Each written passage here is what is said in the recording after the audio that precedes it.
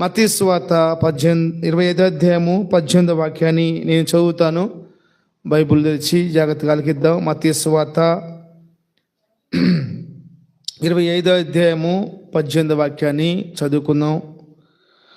అయితే ఒక తలాంతు తీసుకునేవాడు వెళ్ళి భూమి తవ్వి తన యజమాని సొమ్ము దాచిపెట్టెను. మహాపరిశుద్ధుడైన తండ్రి, నమ్మకస్తుడైన దేవా, నీ వందనాలు. ఈ యొక్క పరిశుద్ధాత్మ కనిపెట్టి కూడికలో ఇప్పటి వరకు మీరు నడిపించిన భాగ్యాన్ని బట్టి స్తుతిస్తూ ఉన్నాను. మీ యందు అత్యాసక్తి కలిగిన వరకు మమ్మల్ని చేయండి. మీకోసం మా జీవితాలు జీవించుటకు కృప చూపించమని, మీకోసం మమ్మల్ని సిద్ధపరచండి. చెవులను అర్థం చేసుకున్న మనసును దయచేసి వ్యతిరేకం పనిచేస్తున్న ప్రతి దురాత్మక శక్తిని బంధించమని యేసు నామములో ప్రార్థన చేస్తున్నాను తండ్రి, ఆమేన్. హల్లెలూయా. చాలా సంతోషం. గత కొన్ని రోజుల క్రితం కూడా మనం ఈ వాక్యాన్ని ధ్యానం చేసుకున్నాం. మరొకసారి ప్రభు మనతో ఒక మాట మాట్లాడాలని ఆశపడుతూ ఉన్నాడు. ఈరోజు నేను చెప్పే వాక్యం ఒక పాఠం ఏంటంటే, యజమానుడు లేక దేవుడు మనకిచ్చిన దాన్ని గట్టిగా పట్టుకోవటానికి మనం ప్రయత్నం చేయాలి, కాదు ప్రాణం పెట్టాలి. దేవుడు మనకిచ్చిన దానికోసం మనం ప్రాణం పెట్టేవారుగా మార్చబడాలి. చెబుదామా? మనం చదువుకున్నటువంటి ఈ లేఖన భాగంలో ఒక తలాంతు తీసుకున్నటువంటి ఒక వ్యక్తి ఉన్నాడు. వాస్తవానికి 3 వ్యక్తులు ఉన్నారు, మనకు తెలుసు బాగా. 5 తలాంతులు తీసుకున్నవాడు, 2 తలాంతులు తీసుకున్నవాడు, 1 తలాంతు తీసుకున్నవాడు. అయితే దేవుని బిడ్డలారా, మనం నేర్చుకోవాల్సిన పాఠం ఏంటంటే, దేవుడు 5 తలాంతులు తీసుకున్న వాడిని ఎలా ప్రేమించాడో, ఎలా నమ్మాడో, దేవుడు 2 తలాంతులు తీసుకున్న వాడిని ఎలా ప్రేమించాడో, ఎలా నమ్మాడో, ఈ 1 తలాంతు తీసుకున్న వాడిని కూడా అలాగనే ప్రేమించాడు, అలాగనే నమ్మాడు. ఈ రోజుల్లో వేదనకరమైన విషయం ఏంటంటే, దేవుడు ప్రేమించిన వారు, దేవుడు నమ్మిన వారు వృద్ధులైపోతున్నారు. అది చాలా భయంకరమైన పరిస్థితి. నేను చాలా తెలివి కలవాడిని, నేను చాలా జ్ఞానం కలిగిన వాడిని, నేను డబ్బు సంపాదిస్తాను, నేను ఏదైనా చేయగలను అనుకుంటున్న చాలామంది తుదకు వాళ్ళు వృద్ధులుగా మార్చబడిపోతున్నాడు. అలెగ్జాండర్ 33 సంవత్సరాల వయసులో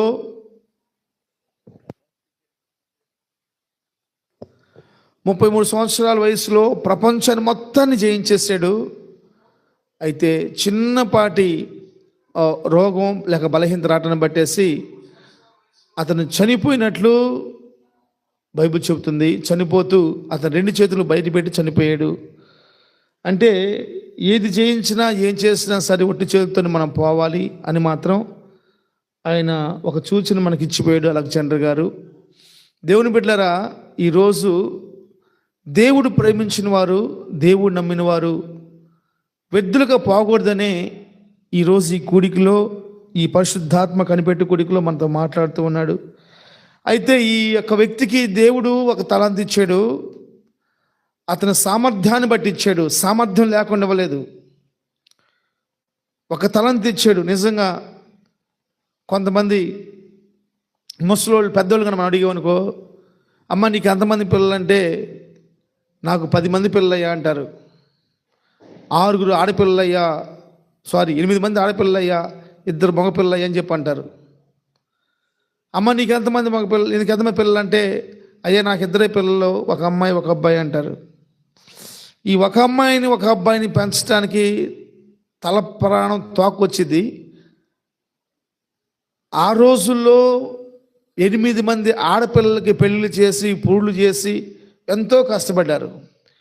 అంటే ఆ తరంలో ఆ తల్లికి 8 మంది ఆడపిల్లల్ని, 2 కొడుకుల్ని ఇచ్చి తన సామర్థ్యాన్ని బట్టి దేవుడు ఆమెకి ఇచ్చాడు. ఈరోజు పిల్లలను కూడా మనకి ఒకళ్ళు ఇచ్చినా 2 ఇచ్చినా సరే మన సామర్థ్యాన్ని బట్టి కూడా ప్రభు మనకి ఇస్తున్నాడు. అయితే వాళ్ళని మనం ఏం చేస్తున్నాం? చాలామంది ఏం చేస్తున్నారంటే, ఏం చెప్పలేని సమాధానం ఉంది ఈ రోజుల్లో. బహుశా వాళ్ళు ఏమంటారంటే, మేమేం చేయగలమయ్యా, మేము తాగమని చెప్తున్నామా, సినిమాకి వెళ్ళమని చెప్తున్నామా, రోడ్ల మీద తిరగమని చెప్తున్నామా? నిజమే, ఏ తల్లి ఏ తండ్రి అలా కోరుకోరు. మరి ఎందుకు అలా తయారవుతున్నారు? ఏ తల్లి నా కొడుకు సినిమాలకు వెళ్ళాలని, తాగుబోతుడు అవ్వాలని కోరుకోరు. కానీ ఎందుకని అలా తయారవుతున్నారు? దేవుని బిడ్డలారా, దేవుడు నీ కుటుంబాన్ని ప్రేమించినాడు. దేవుడు నిన్ను నన్ను ప్రేమిస్తున్నాడు. అందుకని నేటి వరకు ఇంకా మనం సజీవులుగా ఉన్నాం. చనిపోవటానికి చాలా అవకాశాలు ఉన్నాయి. చనిపోవటానికి, ఈ లోకాన్ని విడిచిపెట్టడానికి, ఈ లోకంలో మనల్ని మర్చిపోవటానికి చాలా సందర్భాలు ఉన్నాయి. వాటన్నిటి నుంచి ప్రభు మనం విడిపించి నేడు మనం సజీవులుగా ఉంచినాడు. దాన్ని బట్టి ప్రభుకు మహిమ కలుగును గాక. అయితే ఈ సామర్థ్యాన్ని బట్టి ఆయనకు ఒక తలంత ఇచ్చాడు. ఆ ఒక్క తలంతుని జాగ్రత్తగా పెట్టుకోవటానికి తనకు చేతగా లేకపోయింది. ఒక్క తలంత ఇచ్చాడు, దాన్ని జాగ్రత్తగా పెట్టుకోవటానికి తనకు చేతగా లేకపోయింది. అయితే ఈ వ్యక్తి గురించి దేవుడికి ఎంతలా కోపం వచ్చిందంటే 30 వచనంలో మనం చదువుతున్నప్పుడు రాసుంటుంది, మరియు పనికి మాలిన ఆ దాసుని వెలుపటికి చీకటిలోనికి త్రోసివేయుడి. ఇప్పుడు దాకా యజమాని యొక్క కోటలో ఉన్నాడు, ఇప్పుడు దాకా యజమాని యొక్క ఇంట్లో ఉన్నాడు. యజమాని అన్నం తింటున్నాడు, యజమాని నీళ్లు తాగుతున్నాడు. నువ్వెవడవరా? నిన్ను పలానా యజమాని యొక్క దాసునండి, నేను పలానా యజమాని యొక్క పనివాడినండి. అలాగా, వెరీ గుడ్ నాన్న, వెరీ గుడ్ నాన్న. ఓహో, అంత ఆ వ్యక్తి గారు నువ్వు పనిచేస్తున్నావు, ఆ వ్యక్తి చాలా మంచోడయ్యా, పని వాళ్ళకు కూడా తన ఆస్తిని పంచిచ్చే రకమయ్యా అని అందరూ చెప్పుకునేవాళ్ళు. ఒకప్పుడు తన ఇంట్లో ఉన్నాడు, తన అంతఃపురంలో ఉన్నాడు, తన అన్నం తింటా ఉన్నాడు. ఇప్పుడు ఇక్కడి నుంచి వాడిని నెట్టేసేయని బయటికి, వాడిని ఆ పనికి మాలలో ఇక్కడి నుంచి నెట్టేసేయండి. బహుశా నేను అనుకుంటాను, దేవుడు లేక యజమానుడు పనికి మాలిన వాడిని కూడా ఎన్ని సంవత్సరాలు బరాయించాడండి. నువ్వు నేను పనికి మాలిన వాళ్ళేమో బహుశా, అయినా దేవుడు బరాయించి, అయినా దేవుడు మనకి ఇవ్వాల్సిన తలంతులు మనకి ఇస్తున్నాడు, మనకి ఇవ్వాల్సిన ఆరోగ్యం మనకి ఇస్తా ఉన్నాడు, మనకి ఇవ్వాల్సిన ఆశీర్వాదం మనకి ఇస్తున్నాడు. మన పనికి మాలిన వాళ్ళమే ప్రేమించేస్తున్నాడు ఆయన. నువ్వేం చేస్తున్నా? దాన్ని తీసుకొని విర్రవీగుతూ ఉన్నావు, దాన్ని తీసుకొని అతిశయపడతా ఉన్నావు, దాన్ని తీసుకొని గర్వపడతా ఉన్నావు, దాన్ని తీసుకొని దేవుడికే రూల్స్ నేర్పుతూ ఉన్నావు, దేవునికే మాటలు నేర్పిస్తూ ఉన్నాం మనం. దేవుడు మౌనం అయిపోతూ ఉన్నాడు. ఒకప్పుడు ఆ ఇంట్లో ఎంత నమ్మకంగా ఉన్నాడండి. ఇప్పుడు ఆ నమ్మకస్తుడు ఇప్పుడు ఎలా మార్చబడాడు తెలుసా?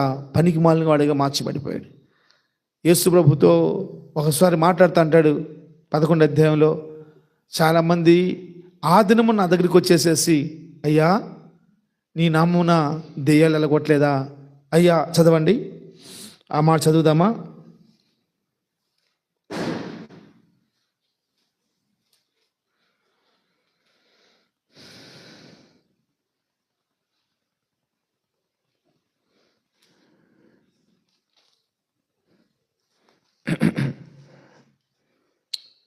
ఆ దినమున అనేకులు నన్ను చూసి, ఆ దినమున అనేకులు నన్ను చూసి, ప్రభువా ప్రభువా, మేము నీ నామమున ప్రవచింపలేదా? నీ నామమున దెయ్యములను వెలగొట్టలేదా? నీ నామమున అనేకమైన అద్భుతములు చేయలేదా? ఇక చదువునప్పుడు మనకు కనపడే మాట ఏంటి తెలుసా? నీ నామమున, నీ నామమున, నీ నామమున. ఏ నామమును చేసావు నువ్వు ప్రార్థన? యేసయ్య నామమును చేసావు. కానీ ఎక్కడ ఉండటానికి? నరకంలో ఉండటానికి. యేసయ్య నామమునే ప్రార్థన చేసావు, యేసయ్య నామమునే పిల్లోడికి పేరు పెట్టు, యేసు నామంలోనే గృహ ప్రతిష్ఠ చేసావు, యేసు నామంలోనే పెళ్లి చేసావు. అన్ని యేసు నామం లేకుండా అసలు నువ్వేం చేయవు. అసలు ప్రతి ఒక్కటి యేసు నామం పలకుండా నువ్వేం చేస్తావండి? పలకుండా ఏం చేస్తావు? సత్యం అనుకో, దినం చేస్తారు. దినం చేసేటప్పుడు ఏదో బట్టలు వేసుకోవాలంట. ఆ బట్టలు వేసుకున్నాం కూడా యేసునామంలోనే. నేను మొన్న అడిగాను, ఎక్కడుందండి బైబిల్లో ఇది ఏం చేస్తున్నారంటే, అది అలా చేస్తున్నారు వాళ్ళు. నేను దాన్ని ఎందుకు మీరు విచ్చేయలేకపోతున్నారు? ఈ ప్రాంతం మీ చేతిలో ఉంది కదా, మా సంఘం అంటారు కదా, మీరు ఎందుకు దాన్ని ఆచరణ విచ్చేయలేకపోతున్నారు? బైబిల్లో లేని దాన్ని ఎందుకు చేస్తున్నారు? వస్త్రాలు వేసుకుంటాం యేసునామం, అన్ని యేసునామమే. అన్నం వండుకున్న అన్నం కూడా తినేది యేసునామంలో ప్రార్థన చేస్తున్నాం. తండ్రి అని ప్రార్థన చేస్తే తింటావు. యేసునామమే, యేసునామమే, యేసునామమే. ప్రభు చెబుతున్నాడు, యేసునామం వాడిన అనేకుల్ని మీరెవరో నాకు తెలియదని ప్రభు చెబుతా ఉన్నాడు. మీరెవరో నాకు తెలియదని ప్రభు చెప్తా ఉన్నాడు. దేవుని బిడ్డలారా, ఆ ఇంట్లో ఉన్నవాడు, ఆ ఇంట్లో అన్నం తిన్నవాడు, ఆ ఇంట్లో యజమానుడి పేరు చెప్పుకొని మీసాలు తిప్పినవాడు ఇప్పుడు ఏమయ్యాడు తెలుసా? ఏమయ్యాడు?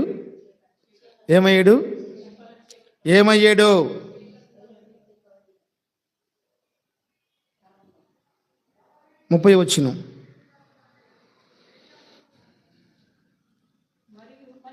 ఏమయ్యాడు? ఎన్నిసార్లు చెప్పాలి మీకు? నేను కింద అసలు చదివించలే, నేను మీరు చదువుతున్నారు. ఏమయ్యాడు? ఆ ఇంట్లో తిన్నాడు, ఆ ఇంట్లో ఉన్నాడు, ఆ ఇంట్లో త్రాగాడు, ఆ ఇంట్లో యజమాని పేరు చెప్పుకొని తిరిగారండి. ఏమైపోయాడు ఇప్పుడు? ఏంది ఇంత దౌర్భాగ్యమైన జీవితం? ఏంది ఇంత దౌర్భాగ్యమైన జీవితం? రేపొద్దున భయం వేస్తుంది నాకు, రాకడలో ఎంతమంది యేసు ప్రభుతో ఉంటారని. రాకడలో యేసు ప్రభుతో ఎంతమంది ఉంటారు? ఇక్కడ ముగ్గురు ఏమన్నారు? ముగ్గురు వారి వారి సామర్థ్యం కొలది ప్రభు వారికి తలంతులు ఇచ్చాడు. ఎంతమంది రాకడలో ఉంటారు? ఈరోజు భక్తి చేయకపోయినా పర్లేదు, రేపు భక్తి చేస్తానని అన్నాం అనుకో, అది ఎంతవరకు సబాబు? ఈరోజు భక్తి చేయకపోతే దేవుడు ఊరుకుంటాడా? ఈరోజు ఆరాధన చేయకపోతే దేవుడు ఊరుకుంటాడా? అసలు ఎందుకు దేవుడు ఇంత, లేకపోతే ఆ యజమానికి ఎంత కోపం వచ్చింది? ఆ యజమానికి ఎందుకని ఇంత కోపం వచ్చింది? అది నేను తప్పు చేశాడు? ఎంత క్లియర్గా బైబిల్ చెబుతుందండి. 18వ వచనం.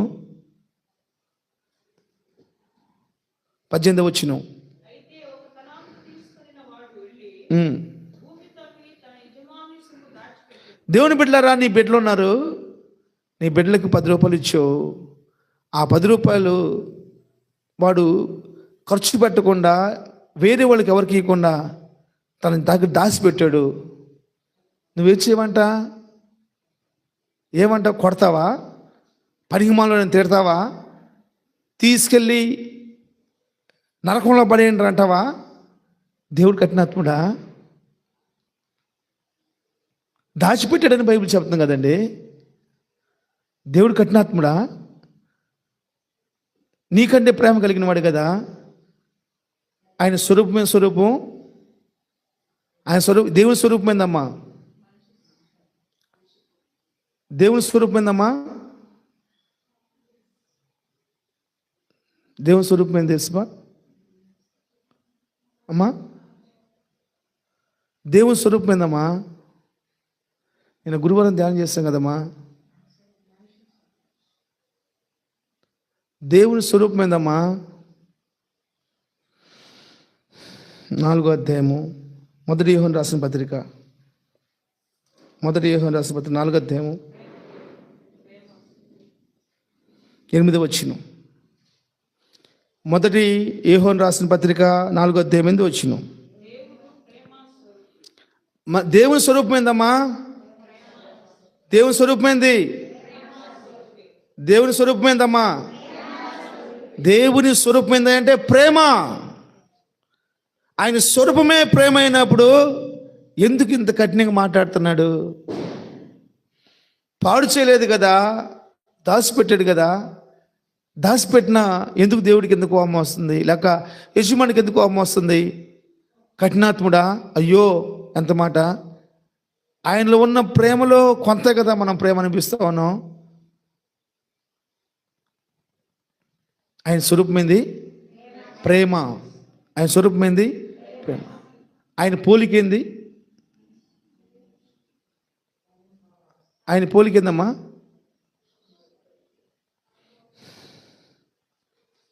తీతుకు రాసిన పత్రిక,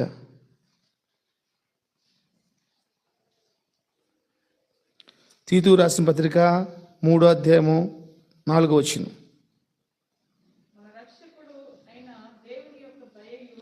ఆయన పోలికేందమ్మా? దేవుని పోలిక దయ. దేవుని స్వరూపము వచ్చేసి ప్రేమ. గుర్తుపెట్టుకోండి, దేవుని స్వరూపము ప్రేమ, దేవుని పోలిక దయ. దేవుని ఎలా పోల్చగలం అంటే దయతోనే పోల్చగలం. ఆయన దయ, ప్రేమ మనుషులకి కనపరిచి ప్రత్యక్షమయ్యాడని చెప్పేసి అని వాక్యం సెలవిస్తూ ఉంది. ఈ ప్రేమ కలిగిన దేవుడు ప్రేమకే కేర్ ఆఫ్ అడ్రస్, దయకే కేర్ ఆఫ్ అడ్రస్. ఈ దేవుడు ఒక వ్యక్తిని ఇంత కఠినంగా ఎందుకు మాట్లాడుతున్నాడు? పనికి మాలోని పనిలో పెట్టుకున్నాడు దేవుడు, తిండిపోతులను పనిలో పెట్టుకున్నాడు, నిద్రపోతులను పనిలో పెట్టుకున్నాడు, గర్వపు హృదయాలను పనిలో పెట్టుకున్నాడు. మంచి వాళ్ళని ఎలా ప్రేమించాడో అతను కూడా అలాగే ప్రేమించాడు. అతని సామర్థ్యాన్ని బట్టి ఎక్కువ పని ఇవ్వకుండా ఒక పని ఇచ్చాడు. దాన్ని గట్టిగా పట్టుకోమని చెప్పేసి అన్నాడు. ఆయన ఏం చేశాడంటే తవ్వి ఎక్కడ దాచిపెట్టాలంటే జేబులో దాచిపెట్టాలి, చేతిలో దాచిపెట్టాలి, హృదయంలో దాచిపెట్టుకోవాలి. మట్టిలో దాచిపెట్టాడు. దేవుని బిడ్డలారా, అందుకు దేవుడు కోపం వచ్చింది. మట్టిలో దాచిపెట్టి ఏమైంది? రూపాయి తీసుకెళ్ళి మట్లి దాని మీద ఉన్న ఆ షేడ్ మొత్తం పోతుంది. ఆ దేవునికి ఆ యజమాని కోపం వచ్చింది. ఆ దేవునికి ఆ యజమానికి కోపం వచ్చింది. ఏంటంటే అరే నువ్వు దాన్ని ఖర్చు పెట్టకుండా పోయినా దాన్ని ఖర్చు పెట్టుకున్నా బాగుండేదే, లేకపోతే ఎవరికైనా ఇచ్చినట్లయితే నేను వచ్చి వసూలు చేసుకునేవాడిని. అలా కాకుండా మట్టిలో పెట్టి దాన్ని నిష్ప్రయోజనం చేస్తున్నావు. నీ కడుపుకు ఉపయోగం లేకుండా చేస్తున్నావు, ఎదురు వ్యక్తున్న కడుపులకు కూడా ఉపయోగం లేకుండా చేస్తున్నావు. అందుకు దేవుడికి కోపం వచ్చింది. దేవుడికి ఎవరంటే కోపం అంటే ఈ పరిశుద్ధాత్మ కనిపెట్టి గురించి మనం నేర్చుకోవాలి. వ్యభిచారం చేస్తున్న వారి కంటే కూడా, దొంగల కంటే కూడా దేవుడి గురించి తెలిసి నిర్లక్ష్యపరిచే వాళ్ళని దేవుడి కోపం. దేవుడి గురించి తెలిసి కూడా మనం నిర్లక్ష్యపరిచామనుకోండి, వారంటే భయంకర కోపం. వారంటే దేవుడికి భయంకర కోపం. యజమాని దగ్గర ఎన్నో సంవత్సరాలు పనిచేస్తాడండి. పనిచేస్తున్నాడు, యజమాని మనసు తెలియదా? యజమాని మనసు తెలియకుండా తలం తెచ్చాడా? తీసుకున్నప్పుడు జేబులు పెట్టుకున్నావు, సంతోషించావు. దాన్ని తీసుకెళ్ళి మట్టిలో పోసాడు, నేలపాలు చేశాడు. ఇప్పుడు యజమానుడు వచ్చాడు, లెక్కప్పు చెప్పుకోవాల్సిన సమయం వచ్చింది. యజమానుడు వచ్చాడు, రాగానే అందరూ అప్పు చెప్తున్నారు లైన్లో ఉండి. 5 తలాంతులోడు, 2 తలాంతులోడు, 3 తలాంతులోడు. 3 తలాంతులోడు కూడా పోయాడు, గుండె దవ్వాడు, తీసాడు. అది మొత్తం అందరి తలాంతులు చాలా బాగున్నాయి. వాడి తలాంతు మాత్రం తుప్పు పట్టిపోయి కనపడతా ఉన్నాయి. అమ్మో యజమానుడు అడుగుతాడేమో అని చెప్పేసి అని తన జ్ఞానం చొప్పున దాన్ని మెరుగుపెడుతున్నాడు. సబ్బు తీసుకొని దాన్ని మెరుగుపెడతా ఉన్నాడు. మొత్తం మీద తీసుకెళ్ళి ఇచ్చాడు. చూసాడు, నా తలంతలాగా లేదు, ఇది నా తలంతే, కానీ దీనికి నువ్వు మట్టి చేసావు. బైబిల్ చెప్పింది, మీ హృదయం దేవుని ఆలయం. మీకు తెలియదు, మీరు బైబిల్ చదవరు, ప్రార్థన చేసుకోరు, బైబిల్ చదవరు. కాబట్టి ఈరోజు కొత్తగా వచ్చారు మందిరానికి. ఈ హృదయం అంతా మట్టితో ఉండిపోయింది కాబట్టి మహిమ కలిగిన మాటలు బయటికి రావు. డాక్టర్ గురించి, పక్కనోళ్ళ గురించి చెప్పమంటే బాగా చెప్తారు. ఈ హృదయం దేవుని ఆలయం. దీన్ని పాడు చేసిన వాడిని నేను పాడు చేస్తాను ప్రభు చెప్తున్నాడు. దేవుని ఆలయం ఇది, దీన్ని పాడు చేస్తే నేను వాడిని పాడు చేస్తాను ప్రభు చెప్తున్నాడు. దేవుడు తలాంతును పాడు చేస్తే దేవుడు పాడు చేస్తాడు. బాధ ఏంటంటే దేవుడిచ్చిన తలాంతుని చేతితో పట్టుకోలేకపోయావు. దేవుడిచ్చిన తలాంతుని 10 మందికి చూపించలేకపోయావు. దేవుడిచ్చిన తలాంతుని 10 మందికి ఉపయోగపడేలాగా నువ్వు చేయలేకపోయావు. ఏం చేయాలండి? నిన్ను ఏం చేయాలి? దయగలిగిన యజమానుడు, ప్రేమ కలిగిన యజమానుడు కోపడిపోయాడు. ఆ కోపం ఎక్కడ దాటిస్తుంది తెలుసా? పనికి మాలిన వాడా అని బిరుదిచ్చాడు. పనికి మాలిన వాడని బిరుదు ఇచ్చాడు. ఆ బిరుదు తీసుకుని పోయి ఎక్కడికి వెళ్ళేటప్పుడు చీకట్లోకి వెళ్ళిపోయాడు. ఏడుపు, పెడబొబ్బులు, కన్నీళ్ళు, వేదన.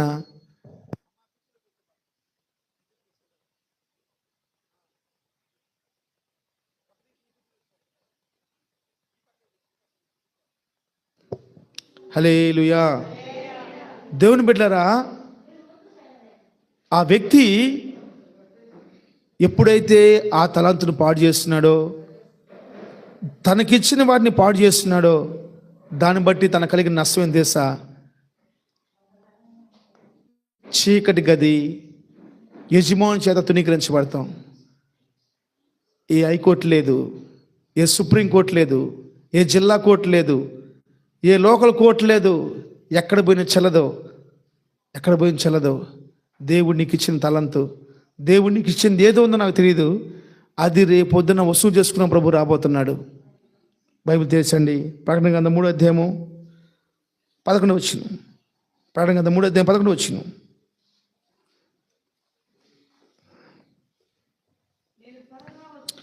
నేను త్వరగా వచ్చుచున్నాను. ఎవడును నీ కిరీటము అంటే, నీ కిరీటం అంటే ఏంటి చెప్పండి? తలంతు. నీకిచ్చింది అది, నీ కిరీటము, నీకిచ్చిన కిరీటము నభారించకుండా కొన్నట్లు నీకు కలిగిన దానిని గట్టిగా పట్టుకో. ఏం చేసే తెలుసా? దాన్ని పట్టుకోలేకపోయాడు. ఏం చేసే తెలుసా? దాన్ని చూపించలేకపోయాడు. ఏం చేసే తెలుసా? దానికి అనేక మందికి ఉపయోగకరంగా మార్చలేకపోయాడు. తనకిచ్చినటువంటి ఆ కిరీటాన్ని, ఆ తలంతుని. అందుకంటున్నాడు, నేను త్వరలో రాబోతున్నాను. యేసు క్రీస్తు ప్రభు వారు త్వరలో రాబోతున్నాడు. వచ్చినప్పుడు నీ కాడ కూడా అడుగుతాడు, నేను ఇచ్చింది ఏం చేసావు? పట్టుకున్నావా? నేను ఇచ్చింది ఏం చేసావు? పడేసావా? నేను ఇచ్చింది ఏం చేసావు? మట్లో తుప్పు పట్టేలాగా చేసావా? నేను ఇచ్చింది ఏం చేసావు అని ఆయన అడిగినప్పుడు నువ్వే సమాధానం చెప్పగలవు? ఆయన ఇచ్చింది ఏం చేస్తావు? నువ్వు నీకేమి ఇచ్చాడు? నువ్వేం చేయగలిగావండి? యేసు ప్రభు చెబుతున్నాడు, నేను త్వరగా వస్తావన్నాను. మా యేసు ప్రభు రాకడికి అనేకమైన చక్కని సూచనలు మన కళ్ళ ముందు కంటి కనపడుతున్నాయి. జపాన్ దేశంలో వాస్తవానికి భూకంపాలు ఎక్కువ వస్తూ ఉంటాయి. 20 సంవత్సరాల క్రితం, 20 నుంచి 10 సంవత్సరాలు, అంటే 20 సంవత్సరాల్లో అక్కడ ఎన్ని భూకంపాలు వచ్చినాయో లెక్క చేశారు. యేసు ప్రభు చెప్పాడు, ప్రభువు రాకడలో, నా రాకడలో భూకంపాలు, రాజ్యాల మీదకి రాజ్యాలు అనగా యుద్ధాలు, భూకంపాలు, యుద్ధాలు, తర్వాత కరువులు, తర్వాత పెళ్ళిళ్ళు, తర్వాత విందులు, తర్వాత ఇల్లు కట్టుకుంటారు. తర్వాత ఈరోజు చూడు, ఇక్కడ కూర్చుని ఎవరికన్నా ఇల్లు కట్టుకుంటానంటే నేను 10 లక్షలు లోన్ ఇప్పిస్తా. ఇక్కడ ఏం ప్రూఫ్ లేకపోయినా పర్లేదు. ఇక్కడ స్థలం ఉండి, అది ఎలాంటి పొరంపోక స్థలమైనా పర్వాలా, నేను 10 లక్షలు లోన్ ఇప్పిస్తాను. ఉన్నారా లేరా? వాళ్ళే వస్తారు, రిజిస్ట్రేషన్ చేపిస్తారు, ఏదని చేస్తారు. ఇంకా నువ్వు 5 పైసలు ఖర్చు పెట్టాల్సిన అవసరం లేదు. వాక్యం నెరవేర్చబడాలి కాబట్టి జరుగుతున్నాయి. అన్నీ ఇల్లు కట్టుకోవాలి, పెళ్ళిళ్ళు చేసుకోవాలి, విందులు జనులు తింటూ తాగుచూ ఉన్నారంట. ఈరోజు చూడండి, ఫంక్షన్లు అంటే యేసునామం ప్రకటించబడుతుంది, కానీ దానికంటే ప్రాముఖ్యంగా తినటానికి, త్రాగటానికే.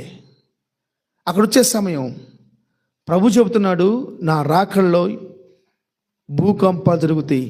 జర్మనీ దేశంలో 10 సంవత్సరం, అంటే 2005 సంవత్సరం నుంచి 2015 సంవత్సరం వరకు మ్యాక్సిమం 6-7 సార్లు భూకంపం వచ్చిందంట.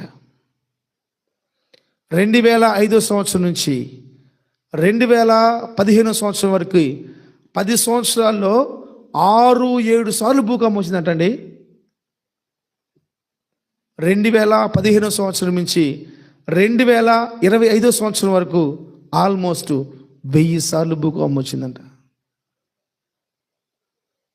ఇప్పుడు ఆ ప్రాంత ప్రజలు వణిగిపోతూ ఉన్నారు. ఇప్పుడు ఇచ్చిన అప్డేట్ ఏంటంటే, ఒక భూకంపం రాబోతుంది. ఎన్ని లక్షల మంది చచ్చిపోతారో ఎవరు లెక్కించలేరు. ఎన్ని లక్షల మంది చచ్చిపోతారో ఎవరు లెక్కించలేరు. ప్రభు త్వరలో రాబోతున్నాడు. దేవుడు నీకు ఇచ్చిందని లెక్క అడుగుతాడు. నువ్వు ఎలా పట్టుకున్నావు? గట్టిగా పట్టుకున్నావా? వదిలేసావా? బైబిల్ ఒక స్త్రీ కనపడుతుంది కదా, 10 నాణ్యాలు ఒక నాణ్యం పోయింది, అన్నం మానుకుంది, నిద్ర మానుకుంది, దీపం వెలిగించింది, దొరికేంత వరకు కష్టపడి ఊడ్చి ఎతికి పట్టుకొని సంతోషించింది. గట్టిగా పట్టుకోపోతే జారిపోవడానికి అవకాశం ఉంటుంది. బైబిల్ చెబుతుంది, నేను నీకు ఇచ్చింది గట్టిగా పట్టుకున్నావు అంటున్నాడు. దేవుని బిడ్డలారా, బహుశా నువ్వు నన్ను అడగొచ్చు, అయ్యా దేవుడు మాకేమి ఇచ్చాడని చెప్పేసి అడగొచ్చు. నేను చెప్తాను, ఒక 7 విషయాలు దేవుడు నీకేమి ఇచ్చాడో. నీకు మాత్రమే ఇచ్చాడు, భూలోకంలో ఎవరికి ఇవ్వలా. నీకు మాత్రమే ఇచ్చాడు, భూలోకంలో ఇంకెవ్వరికి ఇవ్వలేదు, ఎవ్వరికి ఇవ్వలేదు. ఈ 7 విషయాలు నీకే ఇచ్చాడు. కాబట్టి దేవుడు ఈ 7 విషయాల గురించి నిన్నే అడుగుతాడు. నువ్వు అడిగినప్పుడు ఏ ఒక్కటి మిస్ చేసుకున్నా సరే, ఒక పిల్లోడు 5 రొట్టెలు 2 చేపలు ఇచ్చాడు. పంచిపెట్టినాక కొన్ని ముక్కలు మిగిలిపోయినాయి అంట. దాన్ని ఏం చేయమన్నాడు? ఎత్తమన్నాడు. అంటే రొట్టె ముక్కే నష్టపరచడం ఇష్టం లేని దేవుడి చిన్నాన్ని వదిలిపెడితే ఆయన ఊరుకోడు. దేవుడి చిన్నాన్ని నష్టపరిస్తే ఊరుకోడు. నేను చెప్తున్నాను జాగ్రత్తగా దేవుని బిడ్డలారా, దేవుడు నీకు ఏదైతే ఇచ్చాడో దాని గురించే మాట్లాడతాడు. ఇవ్వని దాని గురించి అసలు మాట్లాడు. నువ్వు మందిరంలో ఉండి ప్రార్థన చేసేవాడు అయి ఉండి పరలోకానికి పోవాలి తప్ప విడవబడే గుంపులు అసలు చేర్చబడకూడదు. హల్లెలూయా. గుర్తుపెట్టుకోండి, నెంబర్ 1, నీకేమి ఇచ్చాడు తెలుసా? ఇస్తే ఇచ్చాడని చెప్పు, లేకపోతే లేదని చెప్పు. ఇస్తే దాన్ని ఎంతగానో నువ్వు గట్టిగా పట్టుకున్నావు చూడు. నెంబర్ 1, మారు మనసు నీకు ఇచ్చాడు. నువ్వు మారు మనసు ఇచ్చాడు కాబట్టే నువ్వు మందిలో కూర్చొని ఉన్నావు. లేకపోతే రోడ్ల మీద, లేకపోతే టీవీల ముందు కూర్చొని సీరియల్ చూసుకుంటూ, లేకపోతే ముసలమ్మ ముచ్చట్లు చెప్పుకుంటూ ఇష్టాసగం ఉండేవాడివే. నెంబర్ 1, దేవునికి ఇచ్చినటువంటి తలాంతు, కిరీటము ఏదైనా ఉన్నాయంటే మారు మనసు ఇచ్చాడు. రేపొద్దున దాని గురించి లెక్క అడుగుతాడు. నిన్న ఉదయం ఉపవాస ప్రార్థనలో ఒక మాట చెప్పాను. ఎందుకు చచ్చిపోతారని భయపడుతున్నావా అని చెప్పి అడిగాను. వాళ్ళు నాకెళ్ళి చూశారు. భయపడాల్సిన అవసరం లేదు. బైబిల్లో బీదరాజు చచ్చిపోయాడు, ధనవంతుడు చచ్చిపోయాడు. ధనవంతుడు చచ్చిపోయి ఏమయ్యాడు? ధనవంతుడు చచ్చిపోయి ఏమయ్యాడమ్మా? ధనవంతుడు చచ్చిపోయి ఏమయ్యాడు అమ్మా? ధనవంతుడు చనిపోయి పూడ్చిపెట్టబడినని ఉంటుంది అక్కడ. చదవండి 16వ అధ్యాయము, లూకా సువార్త 16వ అధ్యాయం.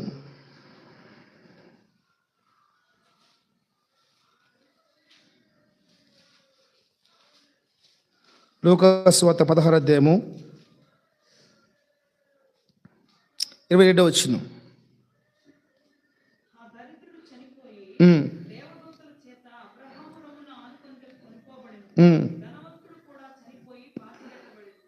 ఏం చేశాడమ్మా? చెప్పాలి. ధనవంతుడు చనిపోయి పాతి పెట్టబడ్డాడు. లాజరు చనిపోయాడు. లాజరు ఏమయ్యాడు? దేవదూతల చేత తీసుకెళ్ళబడ్డాడు. మారు మనసు పొందితే దేవదూతల కింద నీకు వస్తారమ్మా. నువ్వు భయపడాల్సిన అవసరం లేదు. ఒక మాట చెప్తాను, జాగ్రత్తగా రండి. నువ్వు చూస్తుంది మొత్తం మాయ, నువ్వు చూస్తుంది మొత్తం అబద్ధం. ఇంతకుముందు 2000 రూపాయల నోటు చూసారా? ఎప్సిబా చూసావా? 2000 రూపాయల నోటు చూసావా?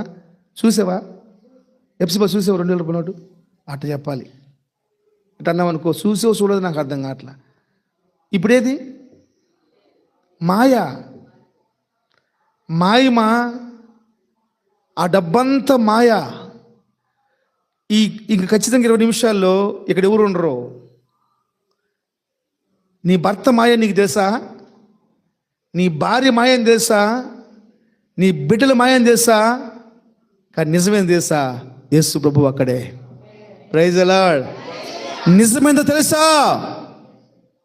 నువ్వు చనిపోతావన్నది మాత్రమే నిజం. నువ్వు చనిపోతావన్నది మాత్రమే నిజం. అయితే నువ్వు చనిపోయినప్పుడు దేవుడు అడుగుతాడు, నేను ఇచ్చిన గట్టికి పట్టుకున్నావా? ఏమిచ్చావు? మారు మనసు ఇచ్చావయ్యా. ఆ మారు మనసు ఉంది కాబట్టి లాజరు దగ్గర దేవదూతలు వచ్చి తీసుకుని పోయారంట. దేవదూతలు వచ్చి తీసుకుని పోయారండి. ఎంత గొప్ప భాగ్యం!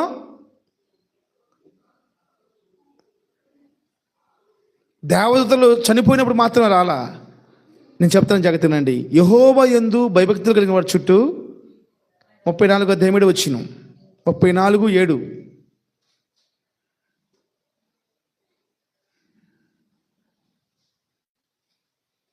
హల్లెలూయా. ఎక్కడ చూడండి, హల్లెలూయా. నేను ఒక చర్చికి వెళ్ళాను, వాక్యాలు రాసి పెట్టారు, అక్కడ రిఫరెన్స్ రాయలా.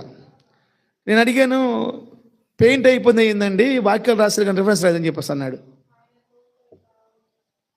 అంటే ఆయన అన్నాడు, కాదండి, అందరు భక్తి పనులు వస్తారు కాబట్టి వాళ్ళకి రిఫరెన్స్ తెలుసుకోవాలి. వాళ్ళు ఇవన్నీ వచ్చిన రిఫరెన్స్లే. 66 అధ్యాయం 24 వచ్చిన ఏమన్నాడు చెప్పలేము. యెషయా గ్రంథం 66 అధ్యాయము 26 వచ్చిన ఏముంది? యెషయా గ్రంథం 66 అధ్యాయం 26 వచ్చిన ఏమని చెప్పండి. సరే, యెషయా గ్రంథం 66 అధ్యాయం 25 వచ్చిన ఏముంది? 25లో ఏముందో తెలియదు, 26లో ఉందేమో తెలీదు.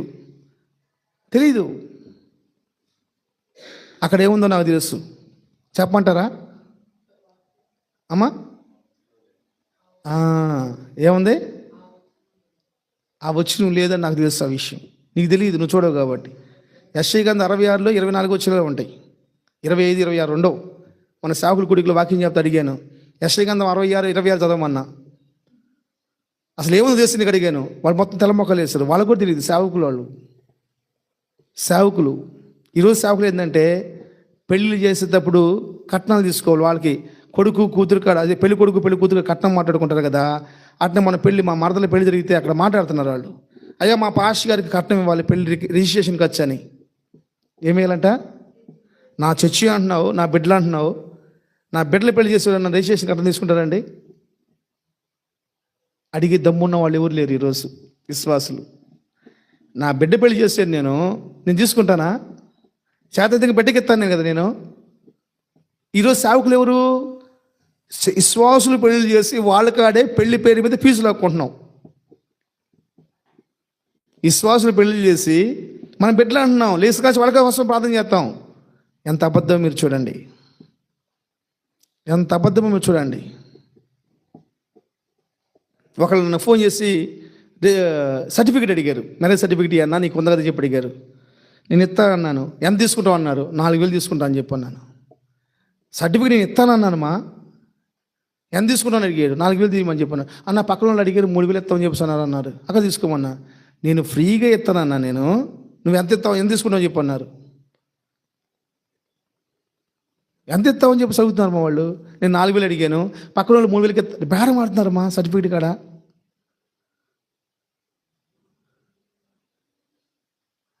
అందుకే నేను చెప్పే మాట ఏం తెలుసా? అంత అబద్ధం. బైబిల్ చెప్తే సత్యం ఏం తెలుసా? 34 అధ్యాయము 7వ వాక్యంలో బైబిల్ చెప్పిద్ది, ఆయన యందు భయభక్తులు కలిగిన వారి చుట్టంట దేవదూతలు. Praise the lord. ఎవరు తోడుంటారంట? దేవదూతలు తోడుంటారంట. దేవదూతలు తోడుంటారంట. లాజరు చనిపోయాడు, ఎవరు వచ్చారు? ధనవంతుడు చచ్చిపోయాడు,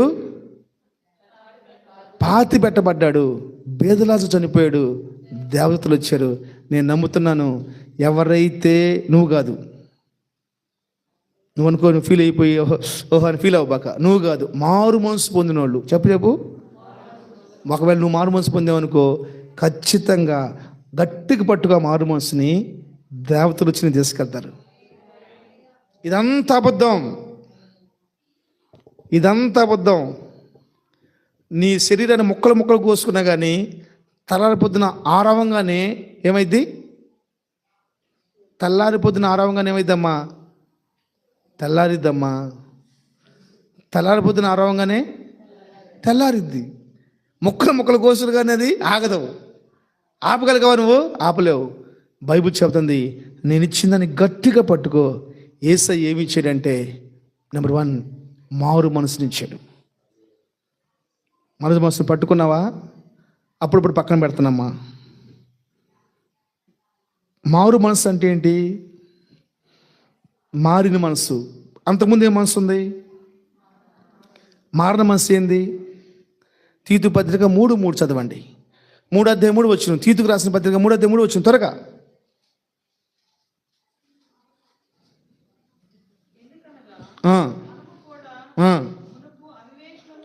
మునుపు అంటే మారని మనస్సు. చెప్పండమ్మా, తీసారు అందరూ. చదువు. మునుపు అవివేకులం, అవిధేయులం, మోసపోయిన వారు, నానా రకములైన దురాశలతో ఉన్నాం, భోగములతో ఉన్నాం, వాటన్నిటికీ దాసులం అయిపోయాం, దుష్టత్వంలో ఉన్నాం, అసూయతో నింపబడిపోయాం, అసూయతో కాలం గడుపుతూ అసహ్యులుగా ఉన్నాం, ఒకరిని ఒకరు ఏం చేసావు? ఎవరినైనా నువ్వు దేశించే అనుకో, నీకు మారు మనసు రాలేదు, నిన్ను పాతి పెట్టడమే జరిగిద్ది. దేవదూతలు వచ్చి నేను తీసుకెళ్ళరు. దేవదూతలు వచ్చి తీసుకెళ్ళరు. ఏమి చేయలేదమ్మా, అంతా మన మనసే. మన పాట 3 నెలలు అయిపోతుంది ఇప్పటికి. నేను పాట ఖర్చు పెట్టి 3 ఇంత వీడియో సాంగ్ పెట్టాడు. నేను ఫోన్ చేస్తే బిజీ అని వస్తుంది. దానిలో కొన్ని మార్పులు చేయాలి. చాలా కోపం వచ్చింది. ఫోన్ చేస్తే తీయట్లా. ఇప్పుడు దాకా మాట్లాడుతూ ఉన్నాడు, బిజీ అని వచ్చింది. నేను ఫోన్ చేస్తేనేమో ఫోన్ తీయట్లా. సరే మెసేజ్ పెట్టాను, ఫోన్ వెంటనే చేస్తే తీసాడు. ఏంటంటే భయంకర కోపం వచ్చింది మాట్లాడాలని. వెంటనే నాకు ఈ మాట జ్ఞాపకం వచ్చింది, మారిన మనస్సు. ఒకప్పుడు కోపడ్డావు, ఇప్పుడు లేకపోతే చచ్చిపోతాం. పాట అన్నం తిన్నావుగా, దీనికి వెళ్ళామా, స్నానం చేసాం కదా, అని చేసాం కదా, చచ్చిపోయామా? ఏం కాలేదుగా. లేకపోతే ఏమైంది? ఇప్పుడు తెలియని వాళ్ళు ఎవరు ఉన్నారు సహవాసంలో? అందరికి తెలుసుగా. కొంచెం ఓచుకున్నాం అనుకో, మారిన మనసు కంటే ఓచుకుంటాం ఇంకేం లేదు అక్కడ. ద్వేషించుకుంటాం, అసహ్యము, అసూయ, దుష్టత్వము, దాసరికము, భోగములు, దురాశలు, మోసపోవటం, అవిధేయత, అవివేకం, ఇవన్నీ ఒకప్పటి మనస్సు. ఇప్పుడు మనసు విధేయత, లోబడుట, ప్రేమించుట, సాత్వికము, తగ్గింపు జీవితము, ఎలాంటి వాళ్ళైనా సరే ఆస్వాదించటం. ఇవి లేకుండా నాలాగా తెల్ల బట్టలు వేసుకొని పెద్ద బైబిల్ పెట్టుకొని కూర్చున్నావు అనుకో, నువ్వు పూడ్చిపెడటానికే స్థలం ఉంది, కానీ పరలోకంలో స్థలం లేదు. దేవదూత నిన్ను వచ్చి తీసుకెళ్ళరు. దేవదూత నిన్ను వచ్చి తీసుకెళ్ళరు. ఈ ప్రపంచం మొత్తం మాయా, కనపడుతున్నంత మాయా. హల్లెలూయా. పరలోకం ఎక్కడుంది చెప్పు? దేవుడు ఎక్కడున్నాడమ్మా? పరలోకం ఎక్కడుంది? యథార్థం చెప్పండి, ఏం కాదు, మీకు తెలిసింది చెప్పండి. చూపించండి. ఎట్లా చూపుతారో చూపించండి. మామూలు ఎందుకు భయపడుతున్నారు? ఎలా చూపిస్తాం? చెప్పండి, యథార్థం చెప్పండి. పైన ఉంది కదా అమ్మా, అట్లా చూపించండి. చేతులు ఉన్నాయి కదా, వెరీ గుడ్. దేవుడు చూస్తున్నాడు రా అంటాం. ఏమంటాం? దేవుడు చూస్తున్నాడు అంటాం కదా. భూమి ఎట్ట ఉంది చెప్పండి? భూమి ఎట్ట ఉంది? ఎక్కడుంది అంటలా, గుండ్రంగా ఉంది కదా. ఈ గుండ్రంగా మన ఇండియా దేశం ఇక్కడ ఉంది. మన ఇండియా దేశం ఎక్కడ ఉంది? ఇండియా దేశం ఇక్కడ ఉంది, ఒక మూల ఉందన్నమాట. మ్యాప్లో చూసుకోండి, ఎక్కడ ఉంటుంది? ఒక మూల ఉంది. అమెరికా దేశం ఎక్కడుంది? ఇక్కడ ఉంది. ఇప్పుడు నువ్వేమంటున్నావంటే, ఇక్కడ నుంచొని ఏమంటున్నావంటే దేవుడు చూసుకుంటాడని చెప్పేసి ఇక్కడ ఉన్నావు. ఇట్లా నుంచున్నాం మనం, భూమి అంతే ఉంది, ఇక్కడ నుంచున్నావు. ఎట్లా చూపిస్తున్నావు దేవుడు ఎక్కడ ఉండదానని? అమెరికా వెళ్ళావు నువ్వే అమెరికా వేసేసి ఇక్కడ ఉంది అమెరికా, ఎట్టున్నా అని చెప్పి ఇట్లా చూపిస్తున్నావు. మళ్ళీ దేవుడు కృప చూపించాడు నీకు, చైనా వెళ్ళావు, చైనా ఎక్కడ ఉంది, దేవుడు ఇక పైకి చూపిస్తున్నావు. నాకు అర్థమైంది చెప్పింది. ఇప్పుడు భూమి ఎక్కడ ఉంది, పరలోకం ఎక్కడ ఉంది?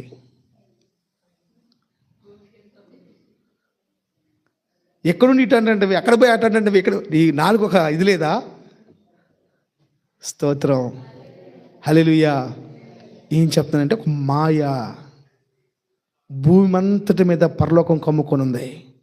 నువ్వు ఎక్కడికి పోయినా నీతో వస్తూ ఉంటుంది అది. నిన్ను విడువను ఎడబాయను.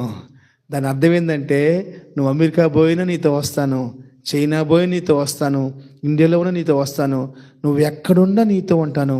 ఎందుకు తెలుసా? నువ్వు మారిన మనసు కలిగిన దానవు, నువ్వు మారిన మనసు కలిగిన వాడవు. నిన్ను విడువను, నిన్ను విడిచిపెట్టను. నేను నీకు ఇచ్చిన మారు మనసును గట్టిగా పట్టుకో. Praise the lord. నేను నీకు ఇచ్చినటువంటి మారు మనసుని గట్టిగా పట్టుకో. ఆ మనసుని గట్టిగా పట్టుకుంటేనే నువ్వేమవుతావు? దేవతలు వచ్చేసి నిన్ను కొనిపోబడతారు, లేకపోతే పాతాళం. కాబట్టి నెంబర్ 1, దేవుడు నీకేం ఇచ్చాడు? ఆ మారు మనసుని ఏం చేయాలి? గట్టిగా పట్టుకోవాలి. Number 2, salvation. నెంబర్ 2, రక్షణ. చెప్పండి, రక్షణ నీకు ఇచ్చాడా? నీకు ఇచ్చాడు కాబట్టి మందిలో కూర్చున్నావు. లేకపోతే బైబిల్ చెప్పేది, ఇంత గొప్ప సాక్షి సమూహం మన ముందుందంటాడు.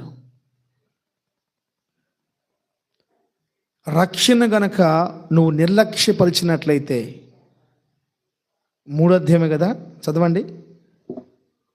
3వ అధ్యాయమా 2వ అధ్యాయం? చదవమ్మా.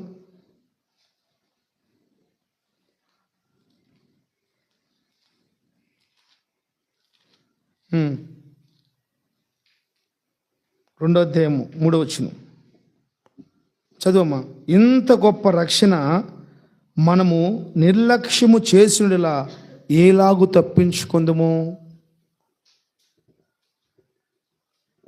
మనిషికి 100 రూపాయలు అయితే చెప్తా రిఫరెన్స్, బ్యాక్ మెయిల్. హెబ్రీయులకు రాసిన పత్రిక 2వ అధ్యాయము 3వ వచనం. ఇంత గొప్ప రక్షణని మనము నిర్లక్ష్యము చేసినలా ఏలాగూ తప్పించుకుందాము. నాకే చూపించవచ్చు నేను రక్షించబడ్డానని, పక్కింటోళ్ళు చూపించవచ్చు రక్షించబడ్డావని, పరలోకానికి చూపించాలి. Praise the lord. ఇప్పుడు నీకు ఇచ్చిన రక్షణ ఏం చేయాలి? గట్టిగా పట్టుకోలేదనుకో, నిన్నేం చేస్తారు? గాడ్ బ్లెస్ యు అమ్మా, కరెక్ట్గా చెప్పావు. ఏం చేస్తారు? నీకు ఇచ్చిన రక్షణ ఏం చేస్తున్నావు జాషువా? ఏం చేస్తున్నావు? రక్షణని కాపాడుకుంటాం అంటే ఏంటి? జాషువా, నువ్వు లేచిన కానీ ఇప్పుడు వరకు ఎన్ని వేసే పాటలు పాడావు?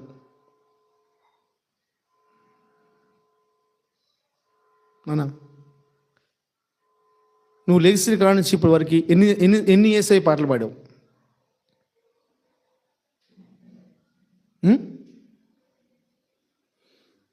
అమ్మా, 2 పాటలు పాడావు. దేవునికి స్తోత్రం. గుర్తుపెట్టున్నాడు, దాన్ని బట్టి ప్రభువుకు మహిమ కలుగును గాక. రేపొద్దున అడుగుతాను, గుర్తుపెట్టుకోండి. రక్షించబడ్డ వారి నోటంట ఏముండాలి? రక్షణ సునాది గీతాలు ఉండాలంట. రక్షణ సునాది గీతాలు ఉండాలి. నువ్వు రక్షణ కాపాడుకుంటూ ఏం చేస్తా? నువ్వు ఆ పాటలు పాడుతున్నప్పుడు ఎదురు అడగాడు నిన్ను, లేకపోతే నిన్ను పూడ్చిపెడతామే. దేవతలు మన కడకు రారు. ఆ రక్షణ గట్టిగా పట్టుకోవాలి.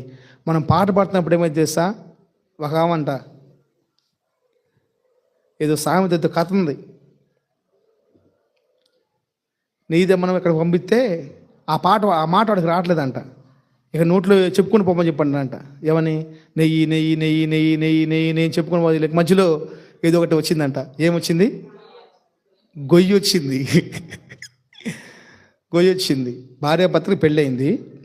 పెళ్ళైతే ఏమండి, మా అమ్మ ఇంటికి వెళ్తే నెయ్యి ఇస్తుంది, నెయ్యి తీసుకొని రండి, నెయ్యిలో పచ్చడి వేసుకుని తింటే భలే ఉంటుందని చెప్పిందంట పెళ్ళం. ఇక మనోడు, ఏంటిదే పద్దాక నాకు రావట్లేదంటే, ఏమన్నా నీకు రాకపోతే బాధపడొద్దండి, నువ్వు నెయ్యి నెయ్యి నెయ్యి నెయ్యి నెయ్యి అనుకుంటూ పో, మమ్మీ ఇచ్చిద్దని చెప్పిస్తుందంట. ఈడు పోయి పట్టుకున్నాడు, నెయ్యి నెయ్యి నెయ్యి అనుకుంటా పోయాడు. పోతున్న లేక అత్తోళ్ళ ఇంటూ కొంచెం దూరం ఉండగానే అక్కడ పెద్ద గొయ్యి వచ్చింది. ఒరే ఏంది ఇది గొయ్యి వచ్చిందని చెప్పేసి అని పక్కన చెప్పాడు. అన్న గొయ్యి కొంచెం చూసి దాటని చెప్పన్నాడు. సరే అని చెప్పేది దాటాడు. ఇప్పుడు అక్కడ స్టార్ట్ చేశాడు, గొయ్యి గొయ్యి గొయ్యి గొయ్యి కూడా స్టార్ట్ చేసిపోయాడు. పోయేళ్ళకి ఏందో ఎల్లుడు, ఏం లేదు అత్త, అర్జెంట్ నేను మర్చిపోతాను, గొయ్యితే తీసుకెళ్తాను అంటున్నాడు. గొయ్యిందయ్యా నాకు అర్థం కావట్లేదు. ఏమో నాకు తెలియదు, గొయ్యితే తీసుకెళ్తాను. పాపం నాకు అర్థం కాలేదు. అయ్యా నాకు అర్థం కావట్లేదు, అయ్యా పోయేసేసి అమ్మాయి చెప్పు, అమ్మాయిని తీసుకురమ్మందంట. ఇక పోయి పెళ్ళాన్ని పిచ్చి కొట్టాడంట. నేను పోయేసేసి మీ అత్తగితే ఇవ్వాల, మీ అమ్మని అడిగితే దిగిలా, నా మాట అంటే లెక్కలేదని చెప్పేస్తాను.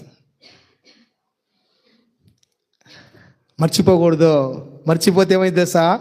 కుటుంబాలు పాడైపోతాయి. నెయ్యిగానే ఉండాలి, గొయ్యిగానే ఉండాలి. రక్షణ ఎప్పుడు మన నోట్లో పలుకుతూనే ఉండాలి. యేసునామములో ప్రైజ్ ది లార్డ్, హల్లెలూయా.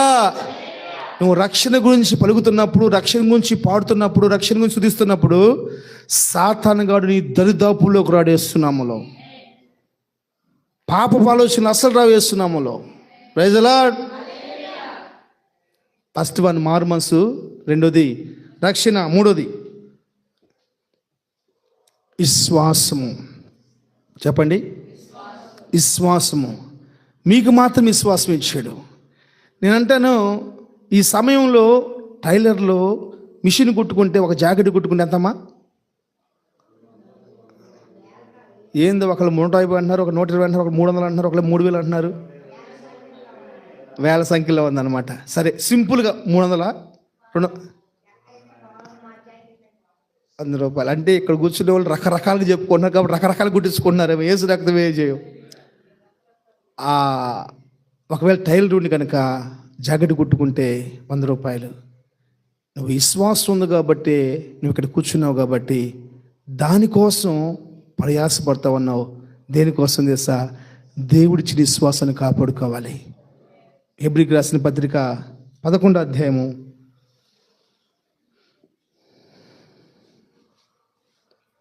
5వ వచనం.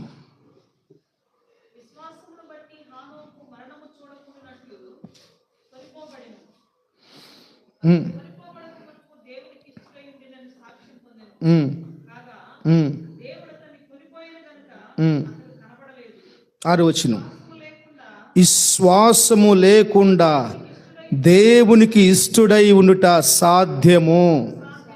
చెప్పండి, సాధ్యము. నేనేం చెప్తాను, మీరేం చెప్తాను? సాధ్యము. సాధ్యమా? సాధ్యమా? మీకు సాధ్యమేమో, నాకు అసాధ్యం.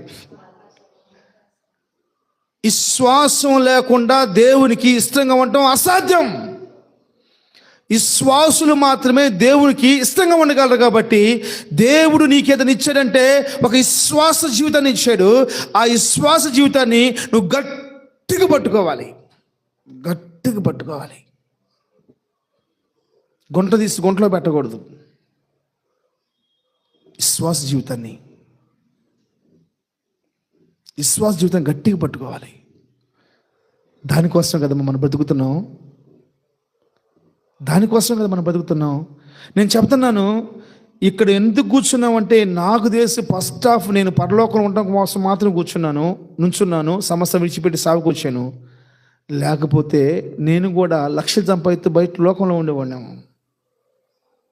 దేవుడు నాకు ఇచ్చిన విశ్వాసం పరలోకాన్ని నాకు బహుమానంగా ఇవ్వబోతున్నాడు. ఆమేన్, హల్లెలూయా. 3 చెప్పండి, విశ్వాసము. నెంబర్ 4 హోలీనెస్, పరిశుద్ధత. నువ్వు మాత్రమే పరిశుద్ధుడివి. ఇంతకుముందు చూసిన కళ్ళు మొత్తం చదివించే దశలోనికి పత్రిక రాసుంటుంది. క్షమించండి, మొదటి పత్రిక రాసుంటుంది. పాపము మానలేని కళ్ళు అని రాసుంటుంది. టైం అయిపోయింది, అందుకే ముగిస్తున్నాను, తొందరగా చెప్తున్నాను, డిఫరెన్స్ చెప్పలేదు. దేవుని బిడ్డలారా, పరిశుద్ధత. నేను పరిశుద్ధుని కాబట్టి మీరు పరిశుద్ధులుగా ఉండాలి. మీరు పరిశుద్ధులుగా ఉండాలి. పరిశుద్ధతని నీకు ప్రభు ఇచ్చాడు కాబట్టి గట్టిగా పట్టుకోవాలి, గట్టిగా పట్టుకోవాలి. పరిశుద్ధత అంటే ఏంటి? పరిశుద్ధత అంటే ఏంటమ్మా? పరిశుద్ధ లిమిట్ ఏంటి? లిమిట్ ఎంత? పరిశుద్ధ కొలమానం ఏంటి? పరిశుద్ధత యొక్క కొలమానం ఏంటి?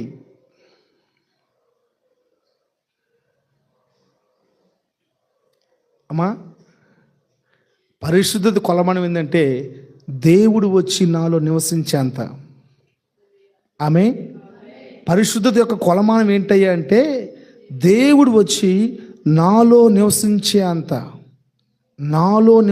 అంత అదే పరిశుద్ధత. నువ్వు చెప్పుకుంది కాదు, నేను చెప్పుకుంది కాదు. నువ్వు చెప్పుకుంది పరిశుద్ధత కాదు, నేను చెప్పుకుంది పరిశుద్ధత కాదు. పరిశుద్ధత అంటే ఏంటంటే దేవుడు వచ్చి నాలో నివసించాలి, అదే పరిశుద్ధత.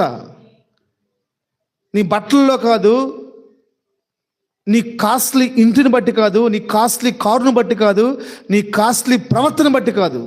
మొత్తం కాస్ట్లీయే, కానీ దేవుడు లేడు అంటే అర్థం ఏం చేస్తా? సంఘం మొత్తం కాస్ట్లీయే. ఆ సంఘంలో మొత్తం ఇంగ్లీషే మాట్లాడతారు. ఏం మాట్లాడతారు? ఇంగ్లీషే మాట్లాడతారు. దాన్ని బట్టి దేవునికి మహిమ కలుగును గాక. ఆ సంఘంలో అందరూ హిందీయే మాట్లాడతారు. దాన్ని బట్టి దేవునికి మహిమ కలుగును గాక. అది కాదు. కావాల్సిన కృప ఏంటంటే పరిశుద్ధత కావాలి. పరిశుద్ధత అంటే ఏంటి తెలుసా? కొలమానం. దేవుడు నాలో నివసించాలి, అదే దాని కొలమానం. అద్భుతమైన మాటలు చెప్పుకున్న సమయం సాలదు, కానీ ఈ కనిపెట్టు కూడికలో నువ్వు నేర్చుకోవాలి కాబట్టి చెప్తున్నాను. ఇది చాలా, నువ్వు గట్టిగా పట్టుకోవాలి. ఇంకేమొద్దు నీకు. హల్లెలూయా. ఇంకేమొద్దు నీకు. ఒక సర్వేలో తెలియని విషయం ఏం తెలుసా? కరోనాలో భూమి ఆకాశం చాలా స్వచ్ఛంగా ఉందంట. ఒక దైవజనుడు ప్రవచనం అయితే మాట్లాడాడు. కరోనాలో 20వ సంవత్సరం 21వ సంవత్సరం కరోనా వచ్చింది. కరోనా వచ్చిన సంవత్సరంలో భూమి పాపం శాతం తగ్గిపోయిందంట. ఆయన చూసినంట దర్శనంలో. ఒక నిమిషానికి ఒక మనిషి చనిపోతాడండి యాక్సిడెంట్ ద్వారా. నిమిషానికి ఒకళ్ళు చచ్చిపోతారంట. ఆ కరోనా కాలంలో, లాక్డౌన్లో రోడ్ల మీద ఎవరు నడిచారు జనం?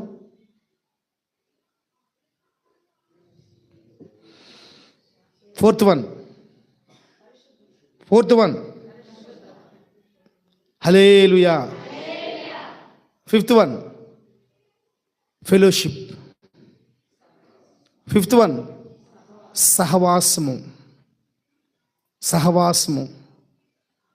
డిఫరెన్స్ చెప్పంటారా? 2వ అధ్యాయము 43 వచనం.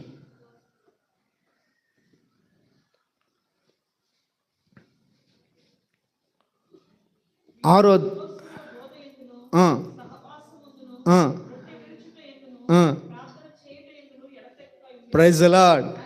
హల్లెలూయా.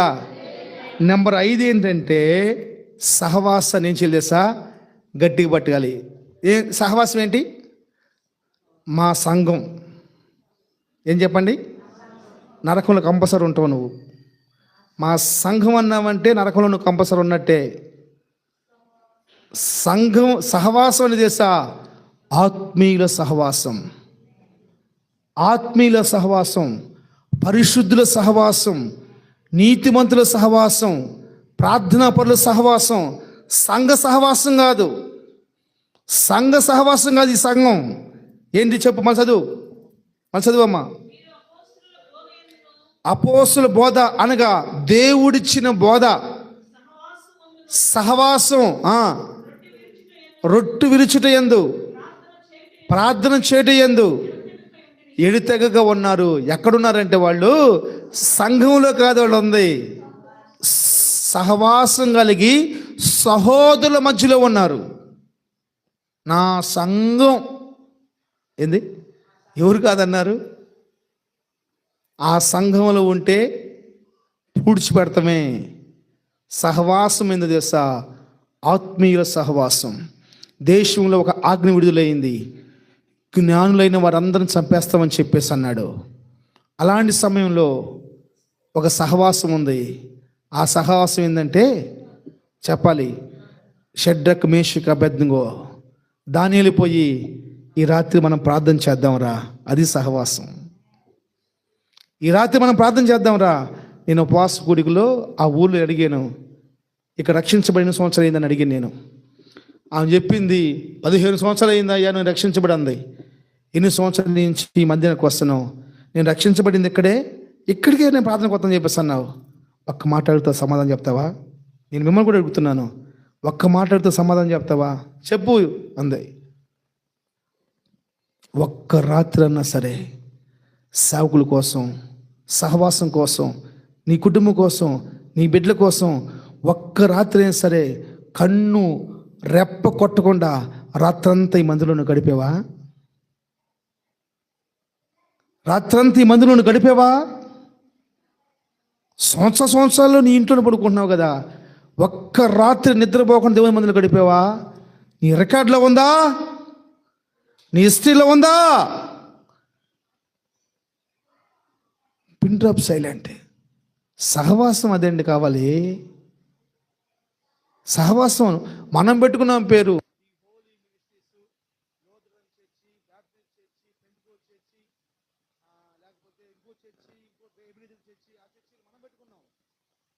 మనకి ఫస్ట్ ఉండాలంటే చెప్తున్నాను, సహవాసం. సహవాసం అంటే ఏంటి? పరిశుద్ధుల సహవాసం, ప్రార్థనాపరుల సహవాసం, నీతిమంతుల సహవాసం. ఎందుకంటే వాళ్ళలాగా మనం మార్చబడటం కోసం, వాళ్ళలాగా మార్చబడటం కోసం అండి. Praise the lord. సమయం లేదు. నెంబర్ 6, పరిచర్య. చెప్పండి, పరిచర్య. దేవుడు మనకిచ్చిన భాగ్యం ఏంటంటే ఆ పరిచర్య అనేది మనం గట్టిగా పట్టుకోవాలి. యేసు ప్రభు ఇందాక చెప్పాను కదా, ఒక అబ్బాయి 2 చేపలు ఇచ్చాడు, 5 రొట్టెలు ఇచ్చాడు, పంచిపెట్టేశాడు. పంచిపెట్టినాక మిగిలిన ముక్కలో ఎత్తమని చెప్పేసి అని దేవుడు అన్నాడు. యేసు ప్రభు చెప్పారు ఎత్తమని. చెప్పాడు చెప్పలేదా? ఎత్తారు ఎత్తలేదా? ఎన్ని ముక్కలు ఎత్తారు? నేను ఆదివారం భోజనం పెట్టావు ఇక్కడ, అది తీసుకెళ్ళేసేసి కింద కొన్ని ముక్కలు పడ్డాయి, అన్నం మెతుకులు పడ్డాయి, కొన్ని అక్కడ పడ్డాయి. అవి తీసుకొని తినమని చెప్పాను అనుకుని తింటావా? తింటావా? తింటావా? పరిచర్య అంటే అది. పరిచర్య అంటే ఏం చేసా? కడగటం కాదు, వండటం కాదు, చెప్పింది చేయటం. చెప్పింది చేయటం పరిచర్య. భక్త సింగ్ సేవ ఇంత దీవించబడింది కదండి. ఇట్నే భోజనాలు పెట్టారు. పెడితే పిల్లలు కొంచెం వదిలిపెట్టేశారంట. తీసుకెళ్తున్నాడు ఒక అమ్మ, తీసుకుని పోతుంటే ఆగాగు ఏం పెద్ద తీసుకెళ్తున్నావు అంటే, పిల్లలు తిన్నారండి, పాడైపోయింది, తీసుకెళ్ళి పాడేస్తానని చెప్పంటే, వద్దు అది నువ్వు తినమన్నాడంట. ఇటు చూసాడంట, నన్ను తినమంటావు అని చెప్పేసి అని. నువ్వు తినపో చెప్పు, నేను పూజ తింటానని చెప్పన్నాడంట. తీసుకెళ్ళి అక్కడ బయట పెట్టొచ్చు.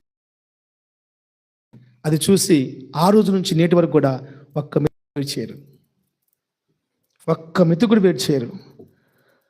అంటే ఏంది తెలుసా? పరిచర్య అంటే ఏంది తెలుసా? బండి వేసుకుని నీళ్ళు దాటం కాదు,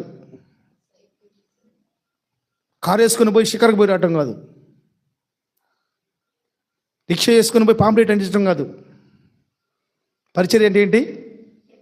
చెప్పాలి, చెప్పింది చేయాలి, తర్వాత చెప్పినట్టే చేయాలి.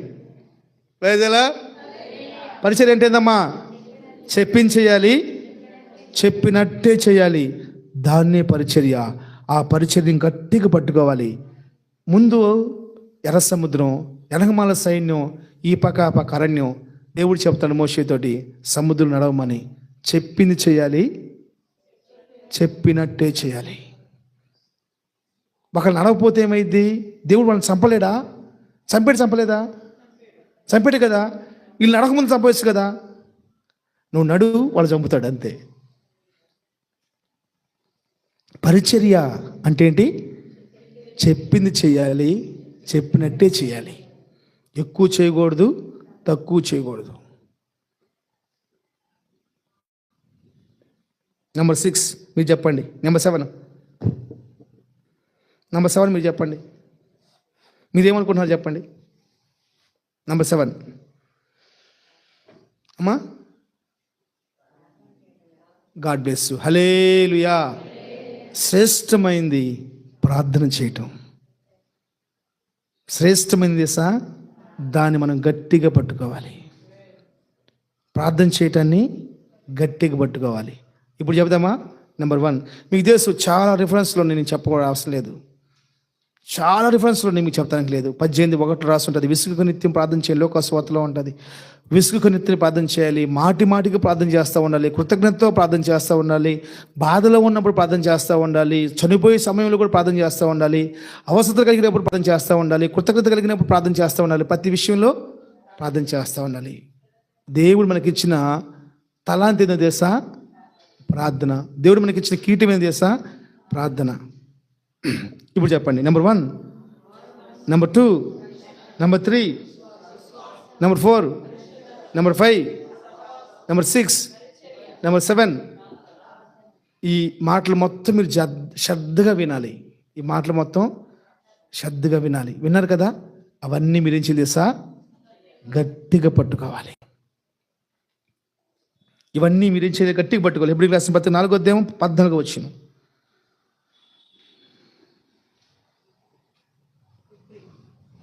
హెబ్రీయులకు రాసిన పత్రిక 4:14.